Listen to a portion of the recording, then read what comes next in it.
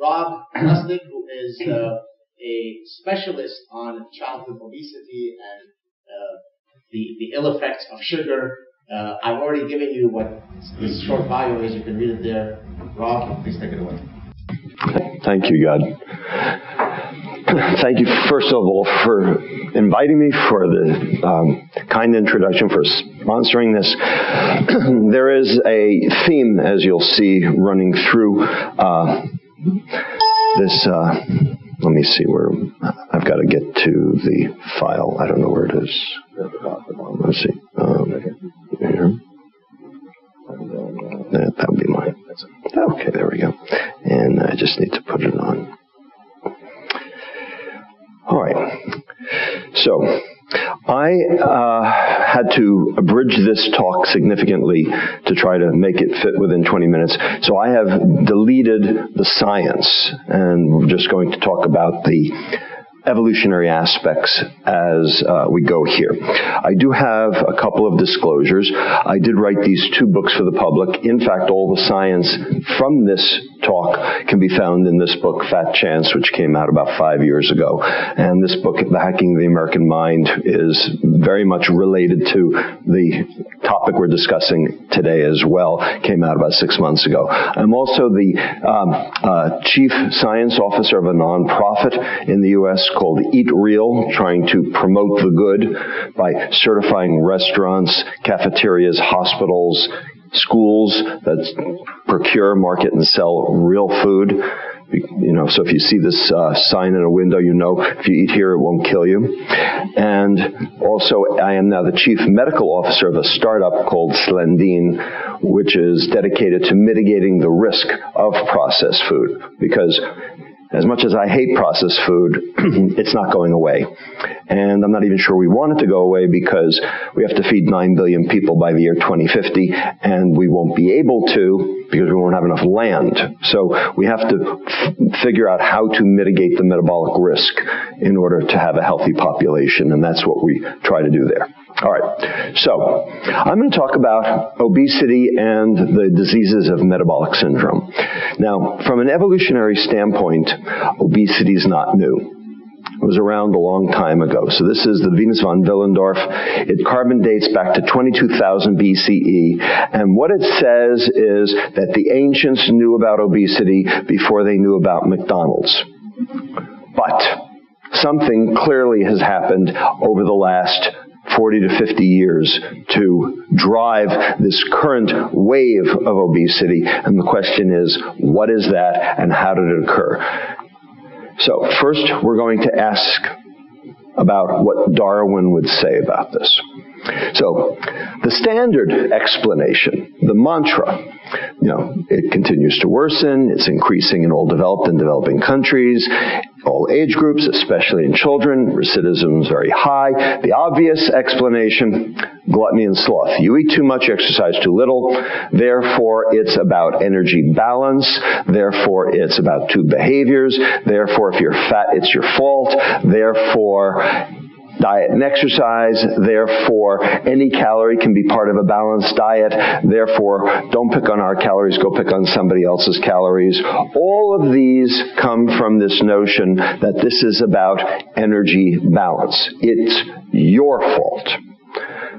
What would Darwin say about this? He would say something very different. What he would say is that this is an evolutionary mismatch between our current environment and our biochemistry. And the question is, what is that mismatch? So, first of all, what's the selective advantage for obesity? Well, energy storage for a rainy day. And over the course of our evolution, we've had a lot of rainy days. So, it makes sense that there would be a method for being able to conduct energy storage when there was a surfeit of excess energy.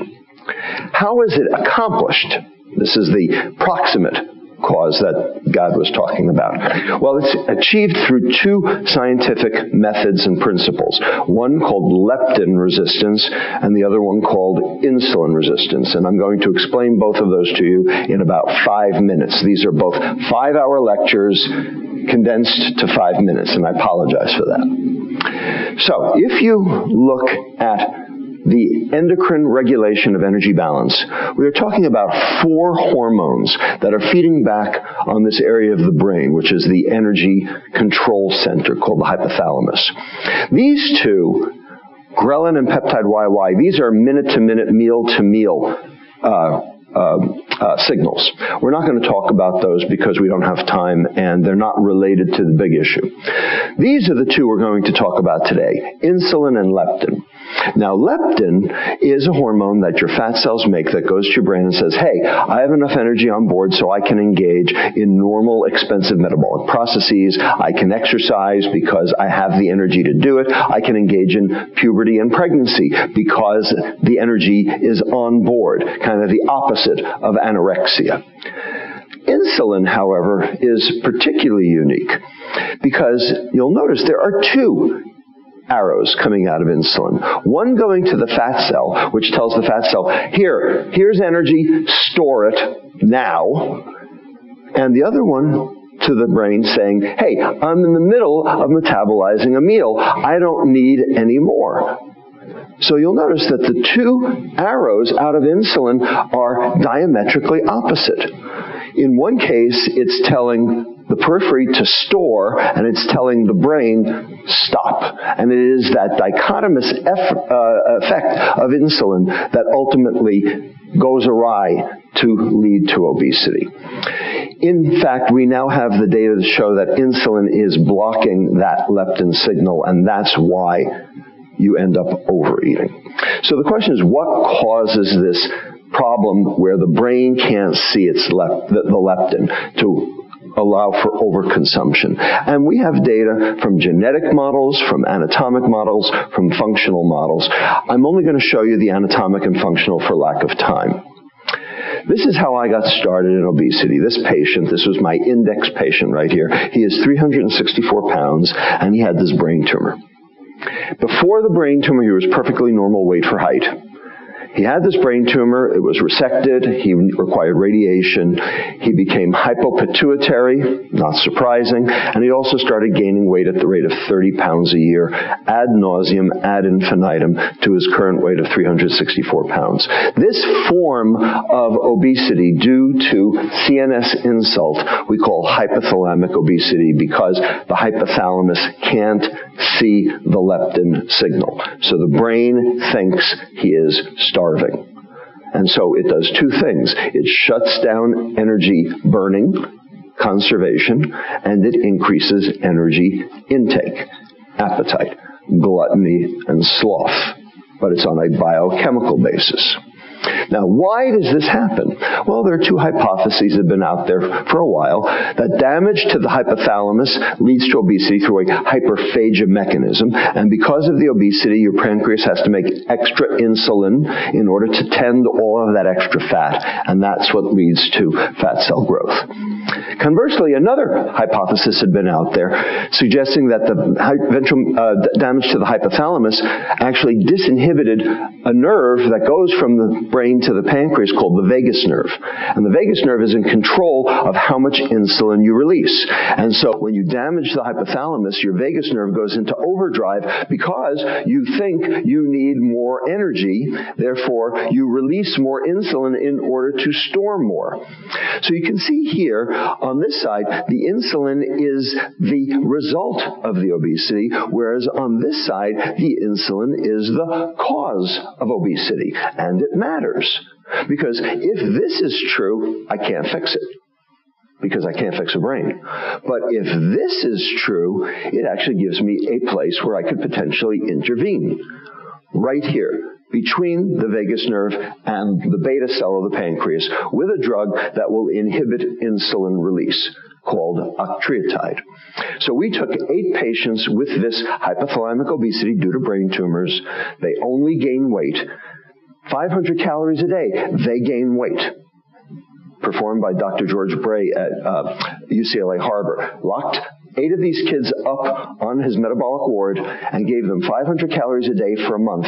They gained weight. Okay? We gave them this drug, and you'll notice 3 patients lost a lot of weight and BMI, 2 patients a little bit, and at least 3 patients stabilized, didn't gain any more. When you look at what happened to their insulins because of the drug, you can see here's baseline, huge insulin rises. A normal rise is about 100. These are 300, 400, 500.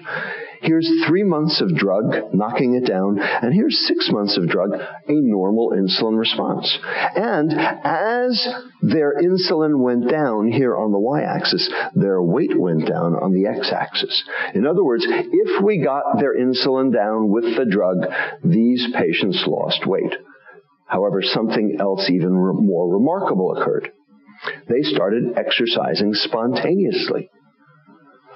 One kid started competitive swimming.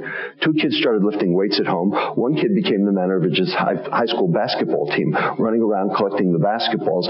These were kids who sat on the couch, ate Doritos, and slept until we gave them the drug. Not only did their food intake go down, but their exercise capacity went up. And so we built a quality of life questionnaire into the next double-blind placebo-controlled trial, showing that the change in the insulin response correlated with the improvement in their quality of life. If we got the insulin down, these patients felt better. And here's an example. This is a patient who was on the drug for 1 year, patient number 1. Okay? And there's an apocryphal story that goes along with her. The mother called me up after 1 week on the drug. No weight lost yet. Dr. Lustig, something's happening. I go, oh, well, I was afraid of an adverse event, what's going on? She says, well, we would go to Taco Bell, and she would eat 5 tacos and an enchilada, and she'd still be hungry. Well, we just went to Taco Bell, and she ate 2 tacos, she was full. And she just vacuumed the house. She had changed her behavior. Here's the competitive swimmer.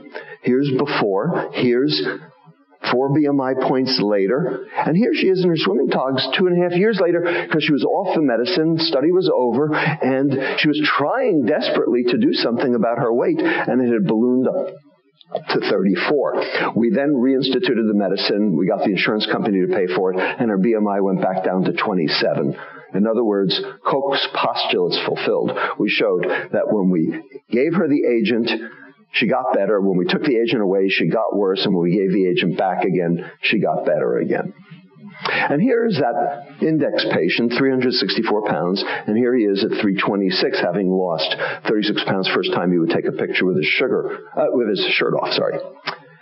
And finally, this isn't even my patient. This is a beautiful young lady at 13 years old at this point from Hawaii. Notice the lily.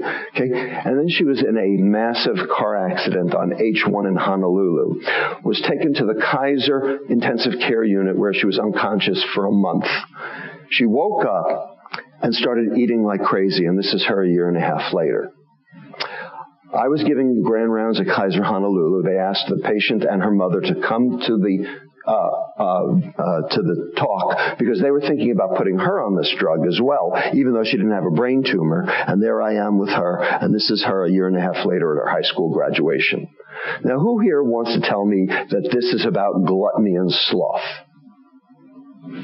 So, what we have here is a feedback paradigm that, when dysfunctional, became a feed-forward paradigm. Each of us is 2 compartments. There's you, your heart, your liver, your lungs, your kidneys, your muscles, your lean body mass, which burn energy. And then there's your fat, which stores it. Now, the substrate for both compartments is glucose, but glucose is never at substrate saturation for both compartments at the same time. No one can eat that much, which means there's a competition going on for each molecule of glucose. Which way does the glucose go? Does it go to you, or does it go to your fat? Well, your insulin decides that. When your insulin's high, more goes to your fat. Now, normally your fat would make that leptin, which would feed back on the brain and tell the brain, hey, I have enough energy on board, and this would be the negative feedback pathway to reduce your consumption. Except these kids have an insult. And because they have an insult, they can't see their leptin, so their vagus nerve telling their pancreas to put out more insulin to store more energy, to put more energy into fat, to raise the leptin so they can see it, except they never can see it because of the damage. But by interfering with this rise in insulin with this drug, we reversed the process. In other words, the biochemistry controlled the behavior. Okay. So we asked the question a couple of years later, are there adults without brain tumors who might suffer from the same problem? That is, their insulins are high, and could we knock their weight down and their exercise capacity increase by giving them a drug that suppressed insulin secretion? 8 out of 44 patients in a pilot study did exactly that. Okay? Now, not everybody. Plenty of patients did nothing. But 8 out of 44. And when we looked at what they were eating, it turned out from a protein and fat standpoint, no difference. But look what happened to their carbohydrate intake. Went down on a dime. Went from 900 calories a day in carbohydrate to 350 calories a day in carbohydrate.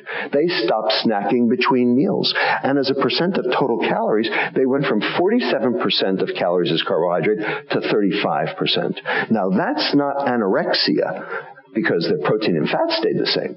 That's change in macronutrient preference. We changed what they wanted to eat because we got their insulin down. And here's how much we got their insulin down, right here. Here's before, here's after. Now notice the non-responders, not much happened. So in the patients where the insulin went down, they changed their food, and they changed their exercise, and they changed their weight. And they also reduced their leptin. And if their leptin went down, they should be starving, because now their brain should be seeing a lower leptin, but they actually started exercising because now their brain could see their leptin. So, in fact, here's the first 6 months on the medicine, and here's the next 6 months, continuing to show beneficial effect. And we then did this in a double-blind, placebo-controlled fashion, and the higher the dose and the higher the insulin rise, the better the medicine worked. So it didn't work for everyone, but for the patients who had high insulin secretion, we knocked it down and we changed their weight. Here's a patient, Christmas 1998, holding up some food of some sort, and here she is 35 pounds later in her jogging tog, showing me she actually wants to exercise. So, what do we know? We know you can reduce weight and your brain will start seeing leptin. The problem, of course, is getting people to reduce weight. Or you can get their insulin down with a drug. What's the similarity? Well, the drop in insulin. So we have postulated that insulin blocks leptin signaling at the level of the brain. Insulin's an endogenous leptin antagonist. This has now been borne out with biochemical and transgenic animal studies. So the question is, does this make Darwinian sense? Would Darwin appreciate this concept? And yes, he would. The reason is because there are 2 times in your life you actually have to gain weight: puberty and pregnancy. And if you don't, species dies out. So doesn't it make sense that the same hormone that promotes the weight gain peripherally should be the same hormone that blocks the effect to stop you from eating centrally? And that way you can turn what would normally be a feedback pathway into a feed-forward pathway at the times you need it. This makes perfect evolutionary sense. And it is the reason why we're still around.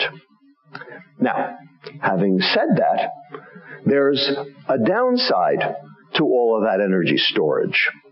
So these are the glucose tolerance tests on normal individuals from 1970 to 2014. You'll notice the blood glucose in normal individuals has stayed relatively constant. But what hasn't stayed the same is the insulin response to that glucose challenge. Because here's what happened in 1970, and here's what happens today. a huge increase in insulin response to keep the glucose the same, which means the insulin's not working as well, because if your insulin was working as well, the levels would be lower. And if you're pre-diabetic, it's even higher than that. So in the last 40 to 50 years, our need for insulin has gone up 2 to 4-fold. How did we become 2 to 4-fold more insulin resistant in this very short period of time? Where did this hyperinsulinemia come from? And that's where we get to diet. All right, well, what about diet? To make a very long story short, because we have little time, this is the problem. Okay? This is an article that was written about our research at UCSF back in 2011 in the New York Times Magazine by Gary Taubes called Is Sugar Toxic? And this was our Nature comment a year later called The Toxic Truth About Sugar. So what are we talking about when we talk about sugar? We're talking about dietary sugar. We're talking about the sweet stuff. We're talking about the stuff you put in your coffee. And it's also the stuff they put in the Chips Ahoy cookies. Okay? That's the stuff we're talking about. So here's high fructose corn syrup up here. 1 molecule of glucose, 6-membered ring. 1 molecule of fructose, 5-membered ring. Notice they are not the same. Now here's sucrose, cane sugar, beet sugar, the stuff you put in your coffee. 1 molecule of glucose, 1 molecule of fructose, O-glycosidic linkage linking the two. The enzyme in your intestine cleaves this in a nanosecond. You absorb the 2 molecules, so it's a wash. It doesn't matter. The only reason high fructose corn syrup is worse than sucrose is because it's cheaper, because it's homegrown. Okay. Now, here is our increase in sugar consumption over the last 200 years. Our forefathers, getting fruits and vegetables out of the ground with the occasional honey, consumed about 4 pounds of sugar per year. Here's the growth of the sugar industry in Texas, Louisiana, Hawaii, C&H, and Domino, etc. Then we reached stabilization at the beginning of the 20th century. Here's the rationing of World War II. Then it came back up to the same level. Here's the advent of processed food in 1965. And here's when we added high fructose corn syrup to the mix because it was cheaper, which allowed companies to put all amounts in anything because they could afford to. And also we had the dietary guidelines which told us to cut back on fat. Well, when you take the fat out of food, it tastes like cardboard. What'd they do? Add sugar. So we had a 25-fold increase in our dietary sugar intake over this interval. That's the biggest, hugest macronutrient shift in the history of the planet. And the question is, does it have any consequences? Of the 600,000 items in the American food supply, and I'm sure Canada is no different, 74% of them are spiked with added sugar by the food industry for their purposes, not for yours. The point is, remember fructose, glucose, 6-membered ring, 5-membered ring? Well, that difference relates to its metabolism, because they are not metabolized the same way. Fructose is 7 times more likely than glucose to bind to proteins to form the Browning reaction, the Maillard reaction. Anybody here diabetic? You know, you get your hemoglobin A1C checked. That's glucose binding to proteins without an enzyme. Fructose does it 7 times faster and 7 times worse. Fructose does not suppress the hunger hormone ghrelin I showed you on the first slide, which tells your brain that you're hungry or not hungry. Okay, so if you don't suppress it, you stay hungry. And acute fructose does not stimulate insulin, therefore you don't send energy into fat cells immediately, which means you don't get the leptin rise, so your brain doesn't know you ate. And finally, liver fructose metabolism is completely different from that of glucose. And I'm going to show you this very fast. If glucose enters a liver cell, it ends up here as glycogen. And that's a good thing. That's why marathoners carb load. Okay? That's not dangerous. Let's try a different substrate instead. Let's try alcohol. When alcohol enters the liver, notice no glycogen. It comes down here to the mitochondria and ends up doing a few bad things here at the mitochondria. You get triglyceride, which becomes a substrate for obesity, or maybe it precipitates out and forms a lipid droplet, and now you have fatty liver disease and insulin resistance. Remember insulin resistance? That's the cause of leptin resistance. And so alcohol does that. Well, here's what happens when you give sugar. 20% of the glucose will go into the liver cell, but the whole fructose load will go into the liver cell because only the liver has the capacity to metabolize fructose. So when fructose goes in, you see glycogen anywhere? No glycogen. Comes down here to the mitochondria, does the same thing alcohol did, ups the triglyceride, ups the lipid. So now you have non-alcoholic fatty liver disease. And in the process, you end up insulin resistant, hyperglycemic, hypertensive, dyslipidemic, obese, and also we know that insulin blocks leptin signaling, so you end up eating more. Sorry about that. So, here's my question to you. Here's a can of Coke, here's a can of beer. What's the difference? Turns out, nothing. Because when the calories are the same, while the carbohydrate's higher in the Coke compared to the beer, the alcohol doubles as the carbohydrate. When you do the math, the number of calories hitting the liver are exactly the same. And so we have this thing called beer belly. Well, that's not what kids get. They get soda belly. No difference. And that's why children get the diseases of alcohol without the alcohol. Type 2 diabetes and fatty liver disease were the diseases of alcohol until 1980. And now children get both. And this is why. Because they are indistinguishable at the level of the mitochondria. Fructose and alcohol are metabolized the same way. So fructose, because of that fat, liver fat, and those effects that I just showed you, induces insulin resistance, and then the high insulin induces leptin resistance. Okay, so what would Darwin say about that? Is that evolutionarily appropriate? And the answer is, yeah, it is. And the reason is something called seasonal insulin resistance.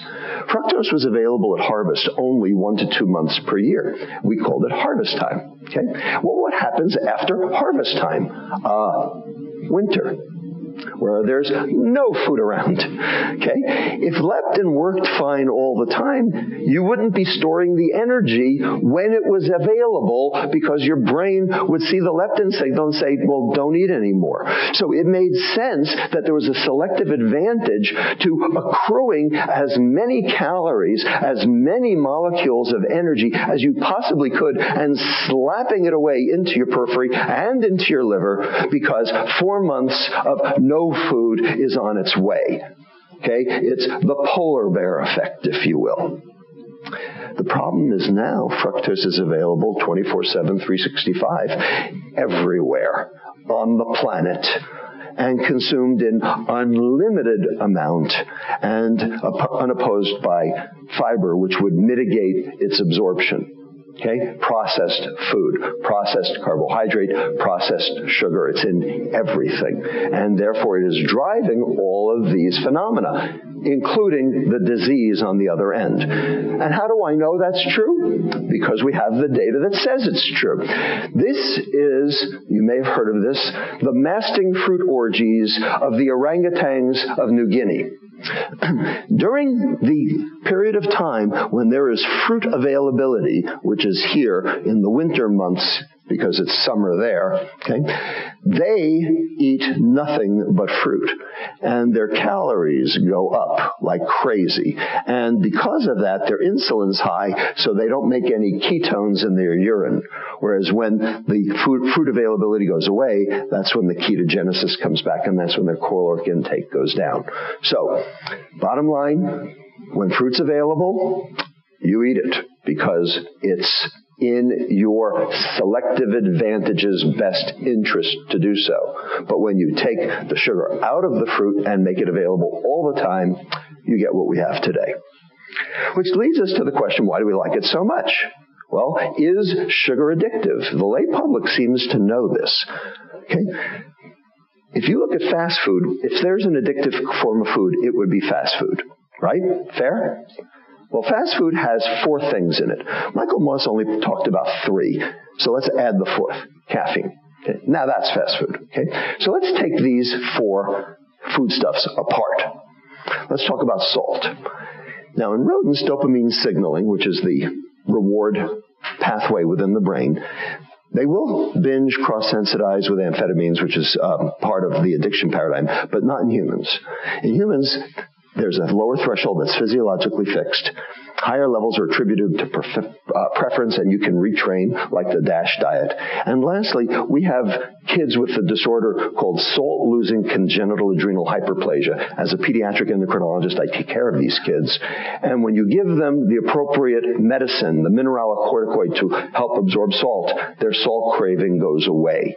It wouldn't if it were addictive.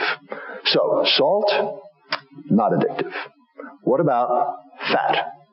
Now, rodents binge but show no signs of dependence.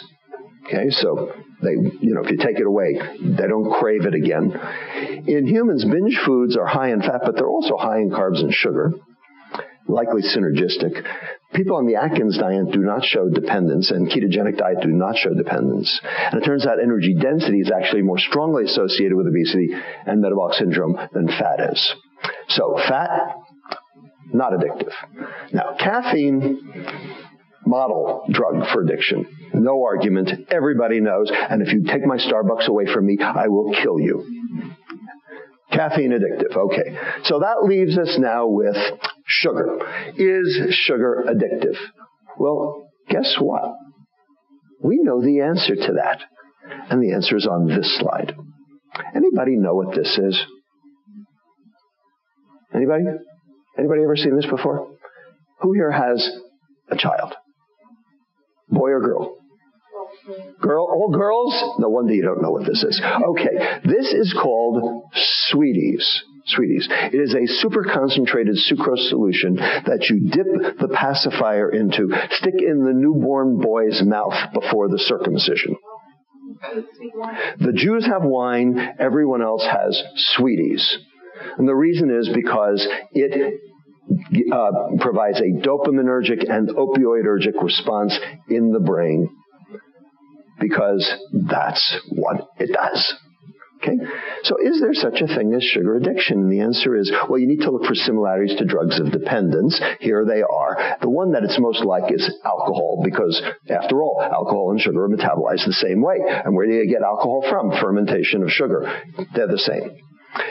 Here are the criteria in animals for addiction: binging, withdrawal, craving, and cross-sensitization with other drugs of abuse. Meaning, you expose an animal to one drug for 3 weeks, addict them to that, then you give them a different drug they've never seen before, they're addicted to that too.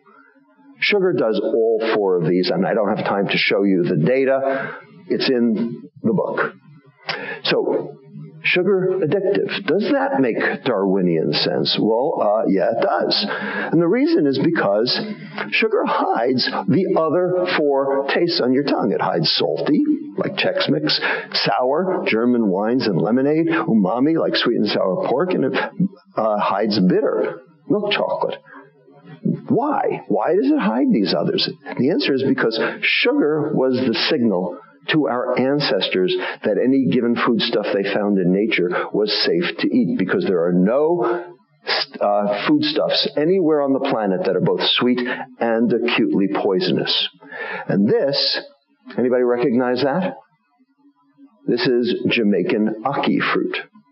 So, when the ackee fruit is immature and still on the tree and hasn't bloomed or opened or fallen to the ground yet, there is a compound in this fruit called hypoglycin. And if you eat the immature ackee fruit, your blood sugar will go down to 5. You will seize, throw up, and die. I've seen it once. Okay? But if you wait till the fruit blooms and is ripe and falls to the ground, it's the Jamaican national dish, and they put it in tins and send it all over the world.